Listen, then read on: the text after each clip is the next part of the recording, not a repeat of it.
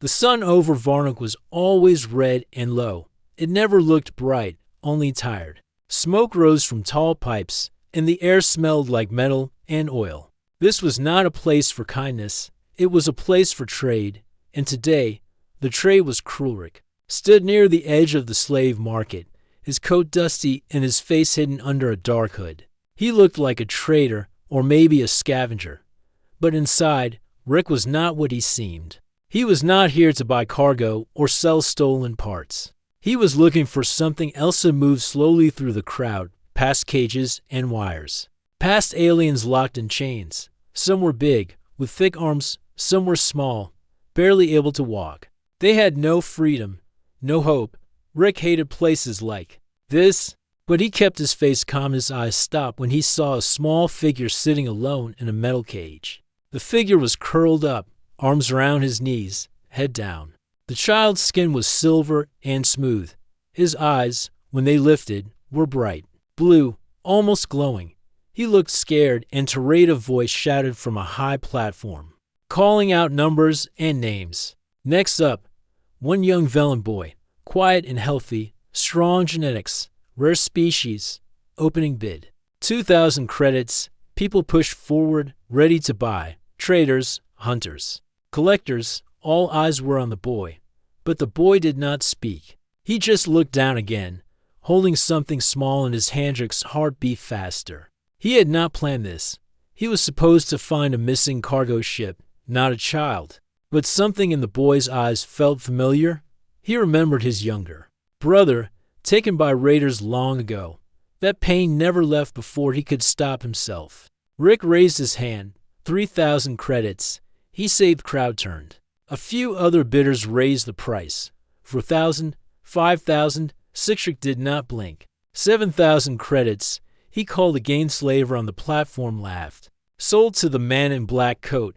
Stepped forward and paid. Rick walked up and handed over a chip, a forged payment with stolen data. The slaver scanned it and smiled. Take him.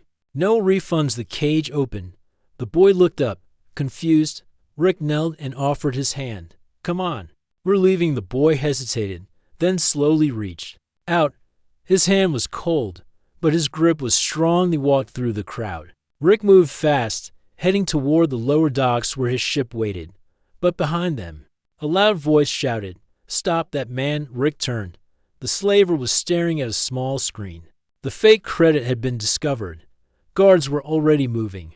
And with weapons run, Rick said they ran through narrow alleys, stepping over broken pipes and ducking under low wires.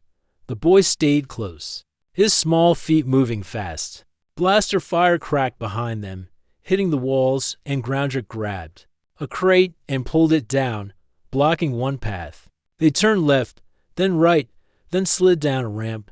The smell of fuel and fire grew stronger. The docking bay was close. Who are they? The boy asked, speaking for the first time. Bad people. Rick said, They want to keep you in chains. The boy looked up. Why did you help me? Rick didn't answer right away. He pulled out a card and opened a locked door. Because I couldn't walk away. They reached his ship. An old cargo runner named Brave Whisper. It was small and dented, but fast. An orc pushed the boy inside and sealed the door. Alarms rang behind them. Slaver guards were running down the ramp. Rick jumped into the pilot's seat and flipped switches. The engine groaned, then roared too. Life. The boy sat beside him, holding tightly to the small object in his hand. A glowing crystal ship lifted off just as the guards reached the platform. Shots fired, but missed. Rick pulled hard on the controls, sending the Brave Whisper into the air. Hold on, Rick said. This will be rough. The sky of Varnock flashed with lightning. A storm had begun. Wind shook the ship, but Rick kept it steady. The storm was his cover. He flew through clouds and thunder, hiding from radar. The boy looked out the window, eyes wide. We're flying, yes, Rick said, and we're not going back. Far behind them, another ship lifted into the air. It was sleek and black, with red lights. On its wings, a slaver ship, following them. Rick saw it on the screen. They're chasing us. The boy held the crystal tighter. His voice was soft, but sure. I can help. Rick glanced at him. How? I just can't. Rick nodded. All right then, let's stay. Alive, the brave Whisper shot into the stars, leaving Varnock behind. But the chase had just begun. The storm around the planet Varnock was getting stronger. Red lightning flashed across the sky, and loud thunder shook the clouds. Rick flew the brave Whisper through the thick air, trying to stay ahead of the slaver ship that was chasing them. Rain hit the windows like small stones. The ship's warning lights flashed. Engines were overheating. Rick kept his hands tight on the controls, eyes focused.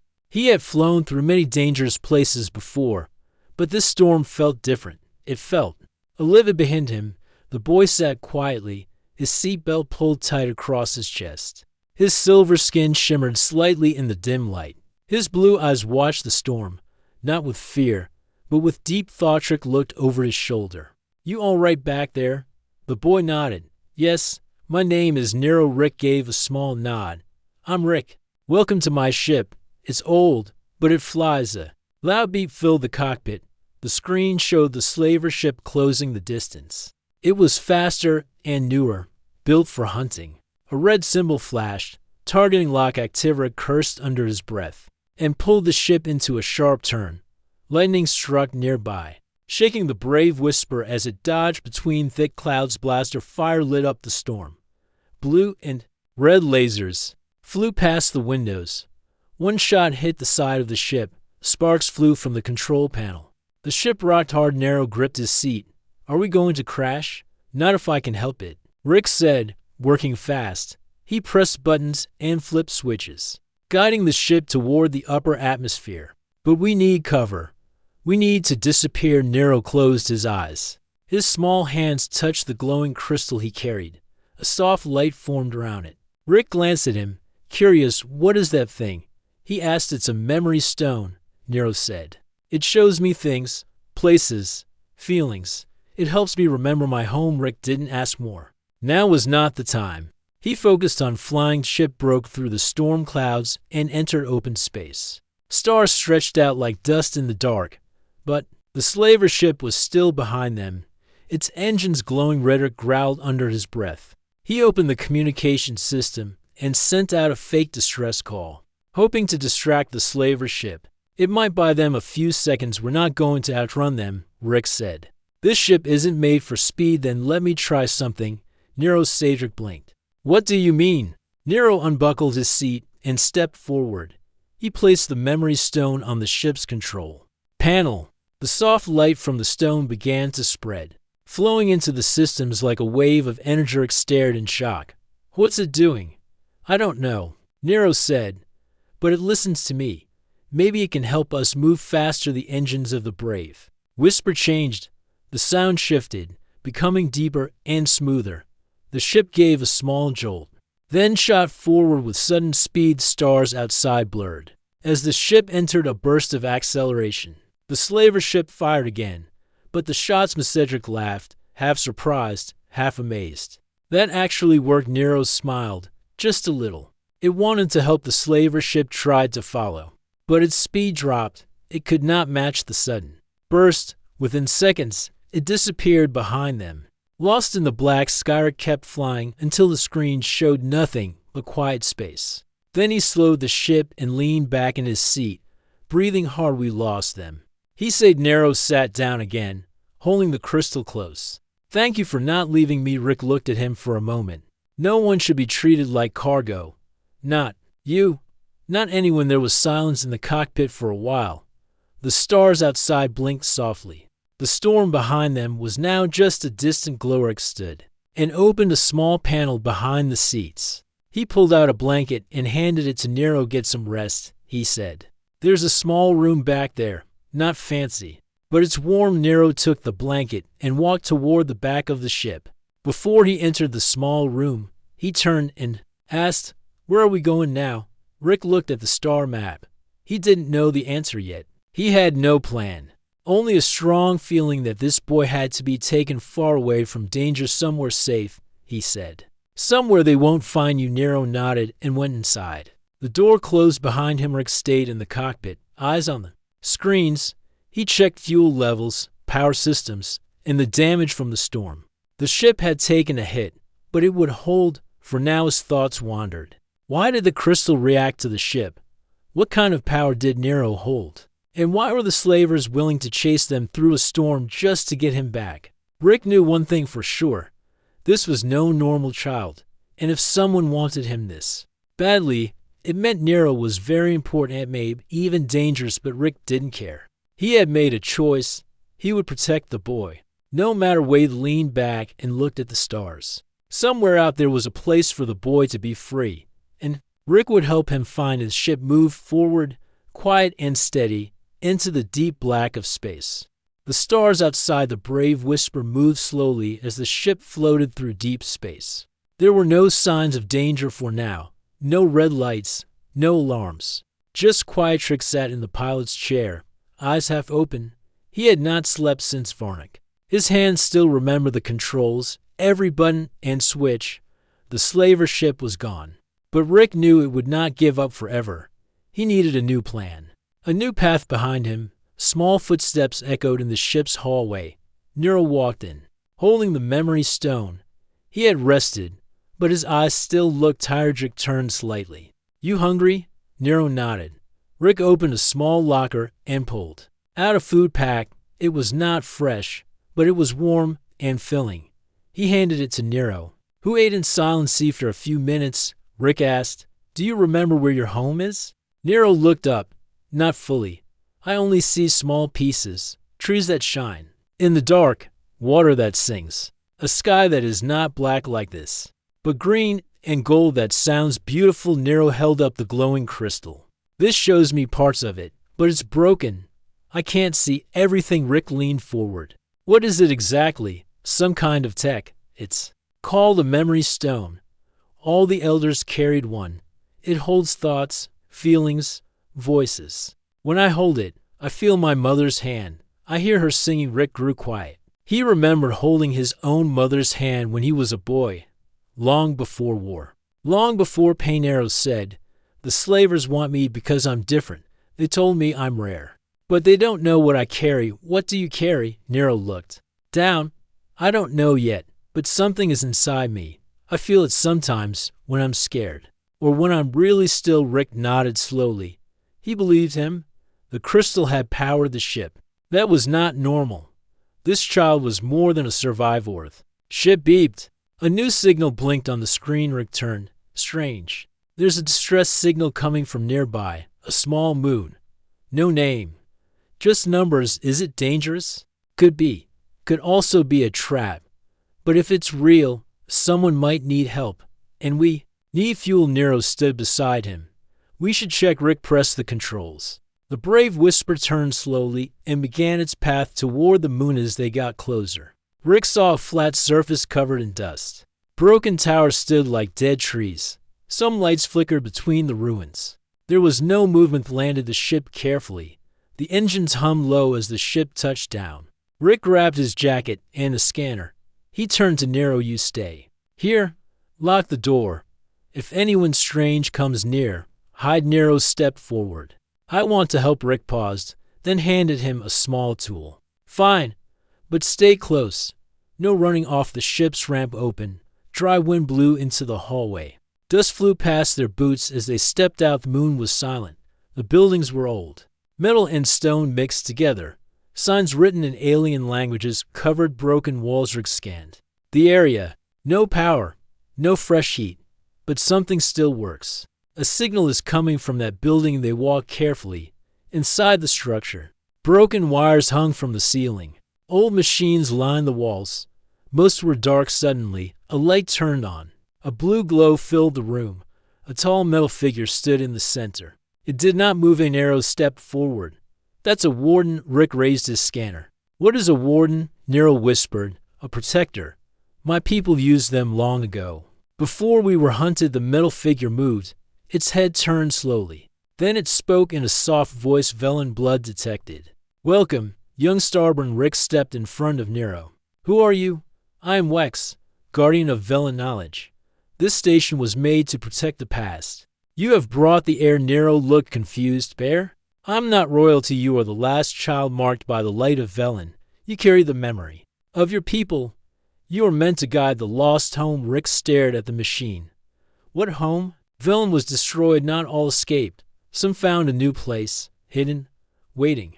The coordinates are locked within the stone. Only the starburn can unlock it. Nero held up the crystal. It pulsed brighter than before suddenly. Loud sounds echoed from outside. Rick ran to the doorway. Ships were landing, small black crafts. Armed soldiers stepped out. The slavers had followed Rick. Turn back. We're out of time. Can you fight? Wex lifted its metal arm.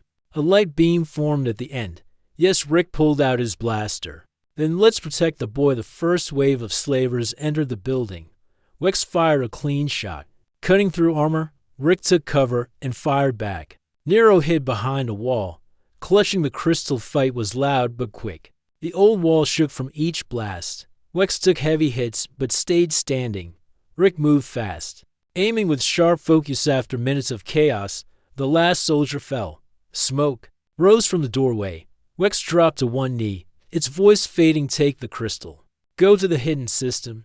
Help them remember. Rick grabbed Nero's hand. Come on, we're leaving. They ran back to the ship. As they lifted off, Nero looked back through the window. The old moon grew smaller and smaller in his hand. The crystal was glowing bright. He felt something new inside it. A Maverick smiled. Did you get something? Nero nodded. Yes, way home. The brave whisper flew through dark space, its engines tired but still holding together. Inside, Rick checked the damage from the last fight. The scanners had some broken wires, and the left wing had burn marks, but the ship was still flying. That was all that mattered. Nero sat in the co-pilot's seat, the glowing crystal resting in his hand. The light inside it pulsed slowly, as if it were alive. After leaving the ruined moon, something inside the crystal had changed. A piece of a star map had appeared, showing a path to a hidden system deep in unmarked spots. Rick leaned forward and looked at the map. Is this where the survivors are? Nero nodded. That's what Wex said. This system is protected, hidden from trackers. But the way is long, and the path goes through the grave belt. Rick sighed. Of course it does. Nothing easy, huh? Nero gave a small smile. Easy never lasts. They shared a quiet moment. Then the ship beeped. A signal was flashing from a nearby moon. It was weak, just a soft ping, but it was repeating over and over. Rick frowned. Another signal. That's the strange moons in a row. I don't like it. Nero looked at the screen. Can it help us? Maybe. The signal sounds old. Could be tech from the old Velen stations. Or it could be a trap. Nero held the crystal close. We should check. We need fuel. The map says the grave belt is full of broken ships. We won't make it if the engines fail. Rick thought for a moment, then nodded. He changed course, guiding the brave whisper toward the moon. As they got closer, the surface came into view. It was smooth and gray, with a few towers rising from the dust. There were no lights, no movement. Just silence. He landed near the tallest tower. Rick shut off the engines and stood up. He handed Nero a scanner. We keep our eyes open. No wandering. No touching strange buttons. Nero gave a quick nod. Yes, Captain Rick. Rick smiled a little. Don't call me that. It sounds too official. They stepped out of the ship and walked across the dusty ground. The wind here was slow and soft. Their boots left clear prints behind inside the tower. The halls were quiet. Ancient screens blinked weakly. Dust covered everything. Rick checked for traps or movement, but the place seemed abandoned. And then they found the main room. A round chamber filled with old Velen tech. In the center, a glowing orb hovered above a broken console. The signal was coming from it. Nero stepped forward. This is a beacon, but it's not calling for help. It's repeating a warning. What kind of warning? Rick asked. Nero listened closely. It says, do not stay. Eyes are watching. The gate is no longer safe. Rick raised his weapon. That doesn't sound friendly. We should go. But before they could leave, the door behind them slammed shut. The walls shook. A loud hum filled the room. Red lights flashed across the ceiling. Rick grabbed Nero's arm. Back to the ship. Now they ran through the hall, but more doors closed around them. Trap doors opened in the floor. Strange drones floated out. Armed and Rhetoric fired at the drones. Sparks flew as they crashed to the ground. Nero ducked behind a pillar. Holding the crystal Titan drone flew straight at Rick. He hit it with the butt of his blaster and kicked it away. Then he shouted, Nero, use the stone. Try something. Nero held the crystal to his chest. He closed his eyes. The crystal lit up, brighter than before. A wave of blue light burst out, sweeping through the room. Drones stopped moving. Their lights blinked, then turned off. The red lights faded. The door ahead opened again. Rick stared at the boy. What was that? Nero opened his eyes slowly. The crystal spoke to the machines. It told them we're not the enemy. They ran back to the brave whisper. Rick didn't wait to check for more trouble.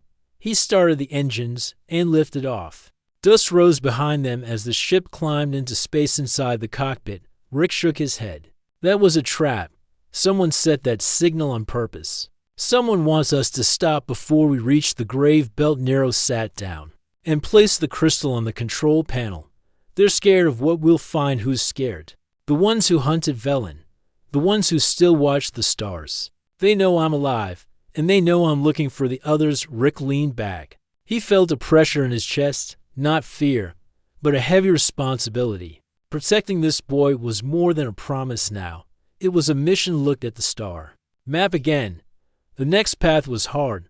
The grave belt was close. It was a stretch of space filled with dead ships and silent weapons. Few crossed it and survived, but there was no other way. Rick turned to Nero. If we go into the belt, we may not come out. You still want to do this? Nero looked up. His face was calm. I don't just want to. I have to. My people are waiting, and I have to find them. Rick gave a slow nod. Then we go together. No turning back. The stars stretched in front of them. The brave whisper flew on, its old engines carrying a human and an alien child deeper into the unknown. And behind them, far away on the trap moon, a hidden camera turned off. The grave belt floated ahead like a wall of broken stars. Shipwrecks filled the black space. Twisted metal and silent engines drifting in slow circles. Long dead warships, empty cargo haulers, and shattered space stations spun with no sound. Like ghosts waiting for someone to remember them. Rick stared at the screen. The scanner showed hundreds of objects. Some still had weak power. Some were completely dead. A few had sharp signals that flickered, like they wanted to be seen. Nero sat beside him, holding the crystal. Are you sure we can fly through this? Rick kept his eyes forward. No, but there's no other path. The map leads through the center. Can we go around? If we do, we lose too much time, and they might catch up again. Nero looked out the window. Why are there so many broken ships here? Long ago, 2 empires fought in this zone. Nobody won. They just left everything behind. Now it's a graveyard. The brave whisper moved slowly into the belt. Metal scraps brushed past the shields. The engines hummed low, running on half power to avoid detection. Rick flew carefully, weaving between floating parts. A broken satellite spun past the window. It had a cracked lens and old writing on the side. Nero leaned closer. That's Velen language. Rick blinked. Are you sure? Yes. It says home signal failed. That means your people tried to send a message through here. Maybe someone heard it. As they moved deeper, the light from nearby stars faded. The belt grew darker. The only light came from the ship's lamps and the crystal in Nero's hand. Then something appeared on the screen. A signal.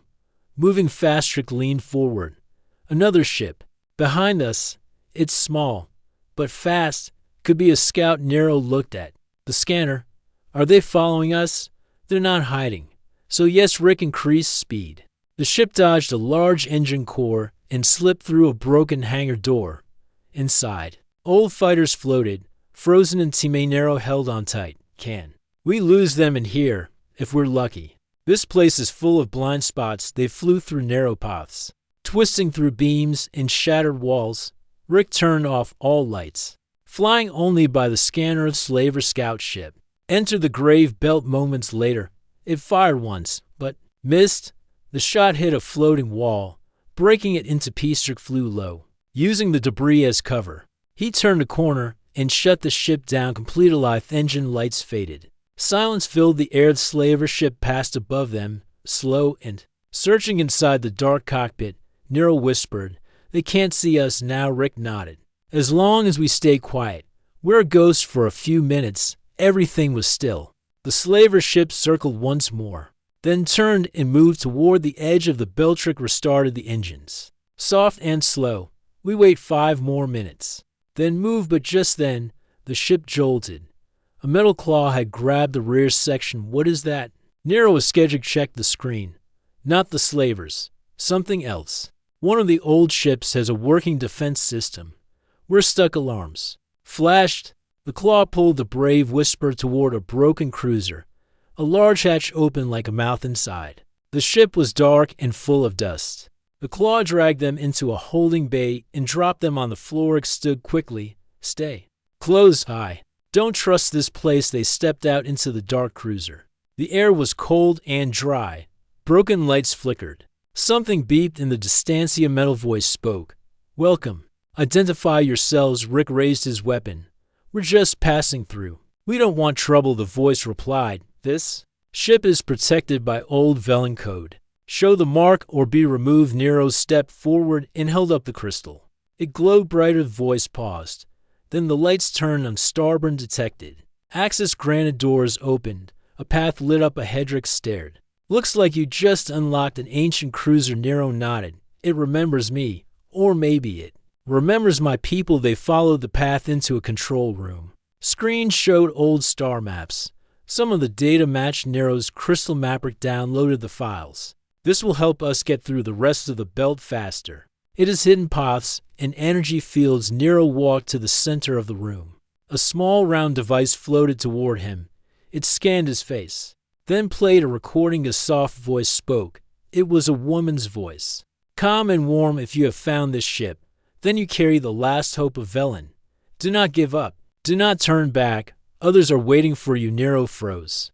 That's my mother's voice. Rick placed a hand on the boy's shoulder. She left this for you. She believed you'd survive. The recording ended. The lights dimmed again. The ship began to shake. Rick looked at the screen. The cruiser's core is failing. We need to go now. They ran back to the Brave Whisper. The claw released them. The ship lifted just as the cruiser exploded from inside. Fire and metal flew in all directions. But Rick flew fast and escaped the blast outside the belt. The stars looked brighter again. Rick smiled. We made it. Nero stared at the crystal. The voice said, others are waiting. That means we're close. Rick looked at the new path on the map. One more jump, one more chance to bring you home. The Brave Whisper turned toward the final stars. The past was behind them. The future was waiting. The small planet glowed softly through the cockpit window. It was a jewel of green and blue, hidden inside a thick nebula. The stars outside flickered faintly through the colorful clouds. This was the place Nero's crystal had shown, the secret home of the Velen survivors. Rick adjusted the controls. The Brave Whisper moved slowly toward the atmosphere. We're landing soon, he said. Let's hope this place is safe. Nero watched the planet closely. His silver skin seemed to reflect the nebula's colors. This world has been forgotten for many years, but some still live here. My people, waiting. Rick nodded. I'll keep the engines ready, just in case. The ship shook as it entered the thick air. Clouds swirled around them. Lightning flashed quietly in the distance. The jungle below was dense, dark green with tall trees and glowing plants. Rick landed in a clearing. The ramp opened with a hiss. Warm, humid air rushed inside. Strange smells of flowers and earth mixed with the scent of rain. They stepped out carefully. The jungle was alive with sounds, bird calls, insects buzzing, and soft rustling in the leaves, yet no people were in sight. Suddenly, footsteps approached. A group of aliens appeared. They looked like Nero, but older and taller. Their skin was silver, their eyes blue and bright. Some carried simple weapons. Others wore robes. An elder stepped forward. His voice was calm but strong. You bring the starboard. We feared you were lost. Nero took a step forward. I found the memory stone. I have the map. I'm here. The elder smiled softly. Welcome home, Nero. We are the survivors of Velen, living in hiding. The Empire hunts us still, but we hold on. Rick watched silently. He felt the weight of the moment. The boy he saved was not just a child. He was a symbol of hope for a lost people. The elder led them to a village hidden among the trees. Houses made from wood and metal stood quietly. People greeted Nero with nods and soft words. That night, around a fire, Nero listened to stories. Tales of the Velen before the War of Peace, Science, and Beauty. How the Empire destroyed their world. Scattering the survivors, spoke with the elder. Why hide here? Why not fight back? The elder sighed. We are few. The Empire's reach is long. We wait for a sign. For the Starborn to lead us. Nero looked at Rick. I want to help, but I feel weak. Rick placed a hand on his shoulder. You're stronger than you think. And you're not alone. Days passed. Nero trained with the survivors. He learned to use his powers. Slowly and carefully, Rick repaired the Brave Whisper, preparing for what might come next. But danger was not far away. One night, as the village slept, a scout ship hovered near the edge of the jungle. Imperial drones scanned the area. The elder raised the alarm. They have found us. Rick grabbed his blaster. We need to get ready. Defend the village. Nero stood beside him, the crystal glowing brighter than ever. I will protect them. The survivors prepared traps and barriers. The jungle became a battleground. The drones landed and moved quietly. Live fight was fierce but brief. Using their knowledge of the land and Nero's powers, the survivors pushed the invaders back or fired carefully, taking out drones one by one. Nero sent waves of light from the crystal, disabling machinists. The Empire's forces retreated, but their message was clear. They would return with more strength. Elder looked at Nero. The time has come. You must lead us. Show us the way home. Nero nodded. I will not fail. Rick smiled with pride. Neither will I. Together, they prepared for the journey ahead, not just to survive, but to reclaim a future lost to the stars. The jungle was alive with quiet preparation. The survivors of Velen moved like shadows among the trees, setting traps and building defenses. They knew the Empire's fleet would return soon. This time, it would be larger and more deadly. Lyric stood beside Nero on a high hill overlooking the valley. The boy's silver skin caught the light from the setting sun. His blue eyes were steady and bright, no longer scared, but filled with determination. We can't fight them all, Rick said, but we can use the jungle to our advantage. Nero nodded. I have learned more of my powers. I can protect the village with light and sound. I can slow their machines. Rick smiled. Then let's show them why they should fear us. The first ships appeared at the edge of the jungle. Just before nightfall, black and sleek, they moved silently through the thick trees. Drones flew ahead, scanning for signs of life. Survivors waited, hidden and ready. When the drones landed, they triggered traps. Nets that fell from the trees, pits covered with leaves, and sudden blasts of energy from hidden devices. Nero stood in the center of the village, the crystal glowing in his hands. He focused his mind, sending waves of light that disoriented the enemy machines. Their sensors failed, and some drones crashed into trees. Rick took control of the Brave Whisper from the nearby landing pad. The ship's engines roared as he flew low, firing at enemy ships trying to land more troops. He moved fast, dodging blasts and debris. The battle was fierce. The Empire's soldiers fought with weapons and machines, but the Velen survivors fought for their home with courage and hope. Nero's powers grew stronger with each moment. At one point, an enemy ship fired a large blast toward the village. Nero raised his hands, and a shield of light formed round the homes. The blast hit the shield and shattered into pieces. Rick saw an enemy command ship arriving above. It was larger and more dangerous. The pilot was sending signals to drones below, directing the attack. Knew this ship had to be stopped. He jumped into the Brave Whisper and flew straight toward it. The dogfight began high in the sky. Rick dodged lasers and missiles, using every trick he knew. The enemy was skilled, but the Brave Whisper was faster and more agile. Rick fired a final shot that hit the ship's engine. It exploded in a ball of fire and smoke. The command ship crashed into the jungle far away below. The survivors cheered. The tide was turning. Nero walked through the village, helping the injured and calming them. Frightened, he felt a new strength inside him, a power not just from the crystal, but from the people who believed in him. The elder approached. You have saved us all, but this is only the beginning. Nero looked at the stars. We will rebuild. We will find the lost. We will bring Velen back. Rick smiled. And I will be here, with you. Every step the Empire's fleet had been pushed back, but the war was not over. The journey to freedom was still ahead, but for now, in this hidden jungle, hope was alive. A new home was growing, and a boy who once was a prisoner was now a leader together. They faced the stars and the future, ready for whatever came next.